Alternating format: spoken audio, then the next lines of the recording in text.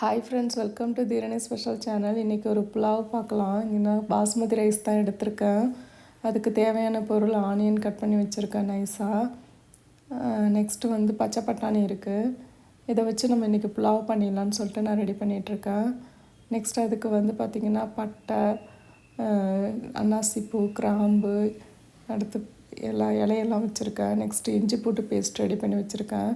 இப்போ நெய்யை விட்டு நம்ம அதில் பட்டை கிராம்பெல்லாம் போட்டுக்கலாம். ரொம்ப சிம்பிள் தான் இது.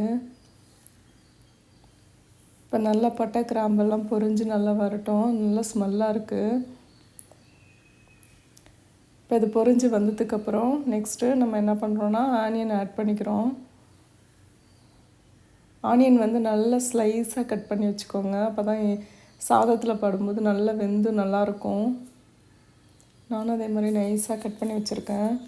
இப்போ இதில் ஆனியனை ஆட் பண்ணிக்கலாம். நல்லா வதக்கி விட்டுக்கலாம். ஆனியன் நல்லா வதங்கினா தான் நல்லா டேஸ்ட்டு கொடுக்கும். இப்போ இது நல்லா வதங்கட்டும்.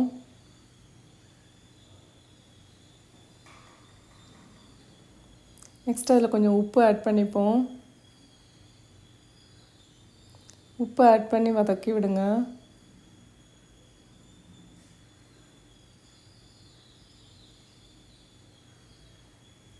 அடுத்து நம்ம வச்சுருக்க பச்சை பட்டாணியை போட்டுடலாம். இது வெங்காயத்திலோடு போட்டிங்கன்னா ஈஸியாக சீக்கிரமாக வெந்துடும்.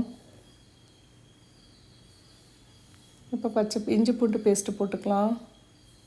இப்போ இது எல்லாத்தையுமே நல்லா வதக்கி விட்டுக்கலாம். இந்த புலாவ் சாதத்துக்கு நமக்கு மெயினாகவே இஞ்சி பூண்டு தான் மெயின். நல்ல ஸ்மெல் இருக்கும், வாசமாகவும் இருக்கும்.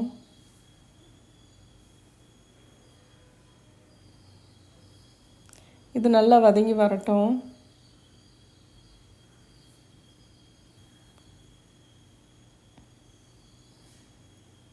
அதுக்கப்புறம் நம்ம புதினா சேர்த்துக்கலாம். இப்போ புதினாவையும் போட்டு நம்ம ஆட் பண்ணி நல்லா வதக்கி விட்டுக்கலாம்.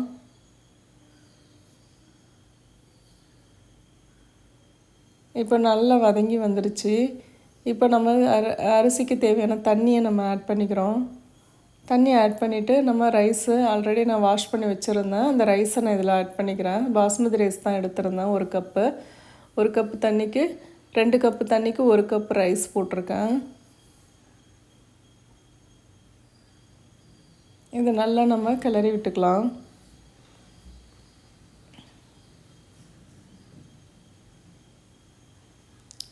இப்போ இந்த மாதிரி டைமில் நம்ம மூடி வச்சிடலாம்.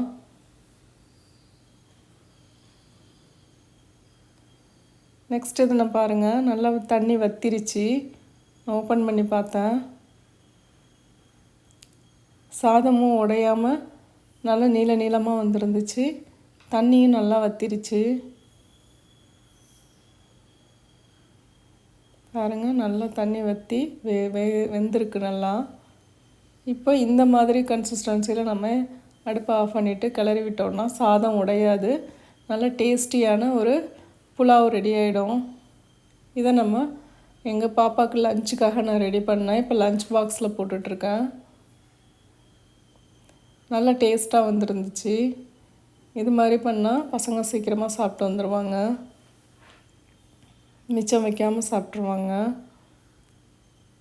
நீங்களும் பண்ணி பார்த்துட்டு கமெண்ட் பண்ணுங்கள் ஃப்ரெண்ட்ஸ். Thank you friends.